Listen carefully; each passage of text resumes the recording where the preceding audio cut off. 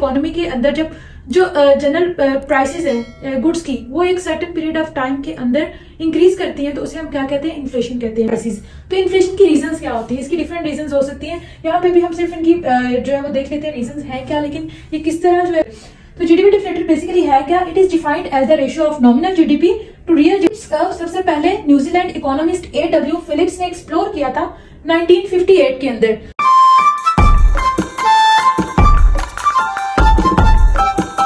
अस्सलाम वालेकुम everyone, welcome back to my YouTube channel. This is me Aneela Nawaz. तो आज की वीडियो के अंदर हम स्टार्ट करेंगे जो हमारे रिमेनिंग बेसिक कॉन्सेप्ट्स थे मैक्रो इकोनॉमिक्स के, जो हम पिछली वीडियो में कवर नहीं कर पाए, तो आज हम उनको देखेंगे।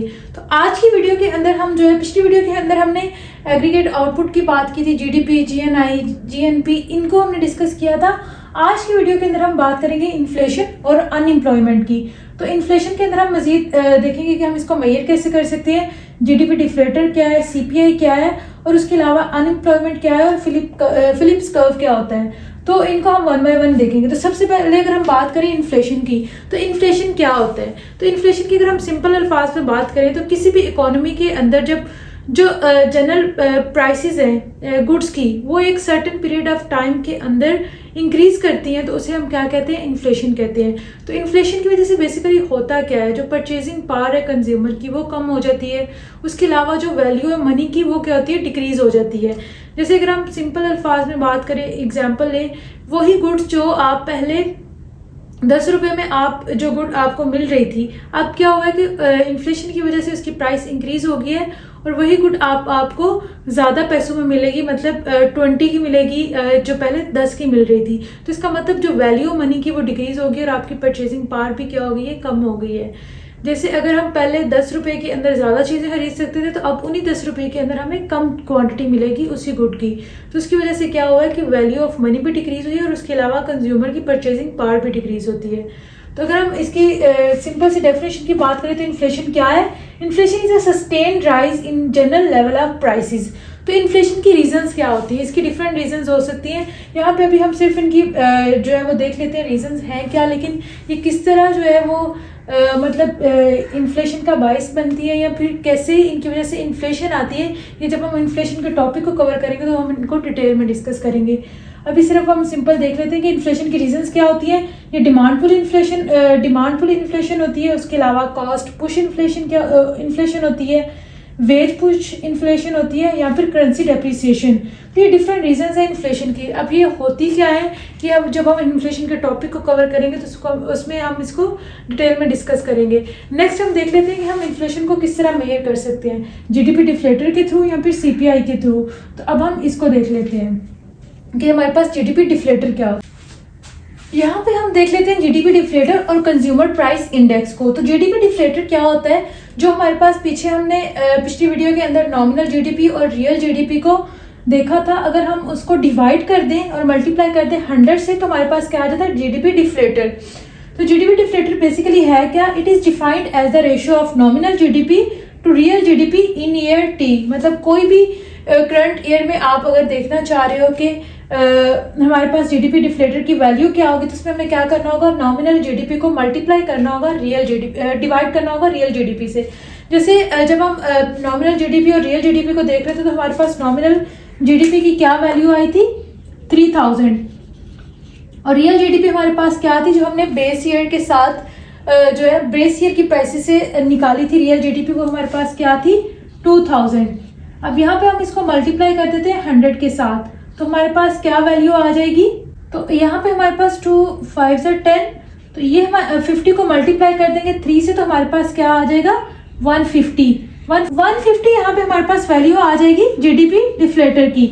मतलब जो हमारे पास नॉमिनल जीडीपी है वो 150% जो है वो ज़्यादा है रियल जीडीपी से, क्योंकि नॉमिनल जीडीपी की वैल्यू यहाँ पे हमारे पास ज़्यादा है, तो इसलिए हम जो है वो 150 टाइम्स कह सकते हैं कि रियल जीडीपी के नॉमिनल जीडीपी यहाँ पे हमारी। तो उसके अलावा अगर हमने यहाँ से रियल जीडीपी की वैल्यू निकालनी हो और हमें जीडीपी डिफ्लेटर गिवन हो, तो हम वो भी निकाल सकते हैं। नॉमिनल जीडीपी को अगर निकालनी हो, हमारे पास जीडीपी डिफ्लेटर और रियल जीडीपी गिवन हो, तो हम वो भी निकाल सकते हैं। वो हम किस तरह निकाल सकते हैं, यहाँ पे हम क्या कर सकते हैं कि नॉमिनल जीडीपी को एक साइड पे कर लें, और उसके अलावा हम जीडीपी डिफ्लेटर को मल्टीप्लाई कर देंगे जब रियल जीडीपी के साथ, तो ये हमारे पास क्या आ जाएगा, डिवाइड कर देंगे 100 से, तो ये हमारे पास क्या आ जाएगी, नॉमिनल जीडीपी। इसी तरह हम रियल जीडीपी को भी निकाल सकते हैं। नेक्स्ट अगर हम बात करें कंज्यूमर प्राइस इंडेक्स की, तो हमने जो जीडीपी डिफ्लेटर के अंदर बात की है, हमने आउटपुट की बात की है कि जितनी इकोनॉमी के अंदर आउटपुट प्रोड्यूस हो रही होगी हम उसको उसकी एवरेज प्राइसेस को कंसिडर कर रहे हैं। लेकिन कंज्यूमर्स का कंसर्न क्या होता है कि वो अपनी कंजम्पशन को देख रहे होते हैं, वो उसके बारे में कंसर्न होते हैं, उनकी एवरेज कंजम्पशन की एवरेज प्राइसेस के बारे में कंसर्न होते हैं। इसलिए कंज्यूमर प्राइस इंडेक्स के अंदर बेसिकली क्या होता है कि जो हमारे पास गुड्स की एक बास्केट होगी उसकी हम एवरेज प्राइस की बात करेंगे। तो जैसे अगर यहाँ पे हमारे पास जो टोटल आउटपुट थी इकोनॉमी के अंदर वो हमने 100 रखी थी या जितनी भी रखी थी, वो हमारे पास क्या थी, टोटल आउटपुट थी इकोनॉमी की। लेकिन कंज्यूमर प्राइस इंडेक्स के अंदर हम क्या करते हैं कि जो एक बास्केट है उसके अंदर जितनी गुड्स होंगी उनको हम देख लेते हैं। जैसे अगर हमारे पास जो एक बास्केट है उसके अंदर जो टोटल आउटपुट है जितनी गुड्स हैं वो क्या है, 40 है, और उसको हम मल्टीप्लाई कर देते हैं प्राइसेस के साथ, 20 जो भी गुड की प्राइसेस है, तो ये हमारे पास क्या आ जाता है, कंज्यूमर प्राइस इंडेक्स। हम इस तरह निकालेंगे कि हम गुड्स की बास्केट को कंसीडर करेंगे, हम जो है वो इकोनॉमी के अंदर जो टोटल आउटपुट है उसको कंसीडर नहीं करते। तो ये हमारे पास क्या आ जाएगा, 800। ये इस तरह हमने जो है निकाल लेना अपनी नॉमिनल जीडीपी को, फिर रियल जीडीपी को हम इसी तरह निकाल लेंगे कि हम गुड्स की बास्केट को कंसीडर करेंगे, और फिर इसी तरह हम उनको डिवाइड करके अपनी क्या कर लेंगे, कंज्यूमर प्राइस इंडेक्स फाइंड कर लेंगे। तो मतलब यहाँ पे हम गुड्स की बास्केट को कंसीडर करेंगे और यहाँ पे हम इकोनॉमी के अंदर जितनी भी आउटपुट प्रोड्यूस हो रही होगी उस सारी को कंसीडर करेंगे। तो नेक्स्ट हम अभी अनएम्प्लॉयमेंट को देख लेते हैं कि अनएम्प्लॉयमेंट क्या है। तो नेक्स्ट यहाँ पे हम बात कर लेते हैं अनएम्प्लॉयमेंट की। तो अनएम्प्लॉयमेंट क्या है, it is a term referring to individuals who are willing and able to do work and currently seeking a job but are unable to find a job। मतलब अनएम्प्लॉयमेंट के अंदर हम उन इंडिविजुअल्स की बात करते हैं जो कि काम करना चाहते हैं, विलिंग है और काम करने के काबिल भी है, मतलब वो कर सकते हैं, लेकिन अभी क्या है कि वो जॉब ढूंढ रहे हैं लेकिन उनको जॉब मिल नहीं रही, तो उसे हम क्या कहेंगे, अनएम्प्लॉयड इंडिविजुअल कहेंगे, क्योंकि वो जॉब ढूंढ रहा है, उसको मिल नहीं रही, उसके अलावा वो विलिंग भी है और एबल भी है, तो इसे हम क्या कहते हैं, अनएम्प्लॉयमेंट। अब हम अनएम्प्लॉयमेंट को मेजर किससे कर सकते हैं, अनएम्प्लॉयमेंट रेट से। अनएम्प्लॉयमेंट रेट हम कैसे फाइंड करेंगे, जो भी हमारे पास अनएम्प्लॉयड इंडिविजुअल्स हैं उनको डिवाइड कर देंगे हम लेबर फोर्स से। अब लेबर फोर्स के अंदर हमारे पास अनएम्प्लॉयड भी आ जाते हैं और एम्प्लॉयड भी आ जाते हैं, इन दोनों का जो सम है उसे हम क्या कहते हैं, लेबर फोर्स प्लस एम्प्लॉयड। इसको हम मल्टीप्लाई कर देंगे 100 से, तो ये हमारे पास क्या आ जाएगा, अनएम्प्लॉयमेंट रेट। तो जो हमारे पास इन्फ्लेशन है और अनएम्प्लॉयमेंट है, ये इन्फ्लेशन जो है वो इफेक्ट करती है अनएम्प्लॉयमेंट को।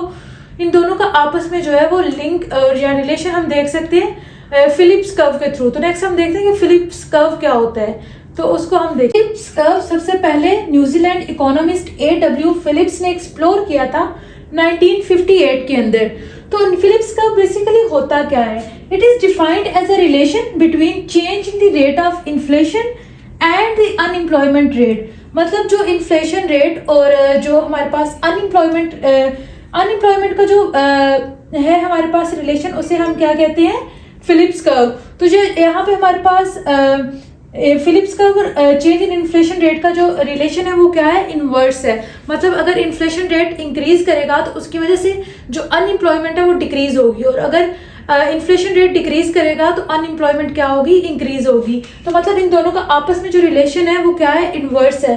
तो यहाँ पे जो हमारे पास ये कर्व है वो भी क्या है, डाउनवर्ड स्लोपिंग, क्योंकि ये इनके इनवर्स रिलेशनशिप को शो कर रहा है। तो फिलिप्स कर्व के अंदर हम क्या करते हैं, एक्स एक्सिस के ऊपर अनएम्प्लॉयमेंट को ले लेते हैं और वाई एक्सिस के ऊपर चेंज इन इन्फ्लेशन रेट। तो अगर ये इन्फ्लेशन रेट इंक्रीज करेगा तो अनएम्प्लॉयमेंट क्या करेगी, यहाँ पे हमारे पास डिक्रीज करेगी, और अगर ये हमारे पास क्या होगा, डिक्रीज करेगा, तो अनएम्प्लॉयमेंट क्या करेगी, इंक्रीज करेगी। मतलब इन दोनों का आपस में जो रिलेशनशिप है वो क्या है, इनवर्स रिलेशनशिप है। तो ये हमें फिलिप्स कर्व बताता है। तो आज की वीडियो के अंदर जो हमारे पास रिमेनिंग टर्म्स थी मैक्रो इकोनॉमिक्स की, जैसे इन्फ्लेशन क्या है, अनएम्प्लॉयमेंट क्या है, उसके अलावा फिलिप्स कर्व क्या है, इन्फ्लेशन को हम मेजर किस तरह करते हैं, अनएम्प्लॉयमेंट को किस तरह मेजर करते हैं, ये सारी टर्म्स को हमने वन बाय वन देख लिया। इंशाल्लाह नेक्स्ट वीडियो से हम सेम माइक्रो इकोनॉमिक्स की तरह इन सारे टॉपिक्स को या जो भी हमारे पास मैक्रो इकोनॉमिक्स के टॉपिक्स हैं उनको वन बाय वन डिटेल के अंदर हम डिस्कस करेंगे। तो अगर आपको वीडियो अच्छी लगी हो तो वीडियो को लाइक कर दें, चैनल को सब्सक्राइब लाजमी कर दें। तो इंशाल्लाह मिलते हैं आपसे नेक्स्ट वीडियो में, तब तक अपना बहुत सारा ख्याल रखिएगा। अल्लाह हाफिज़।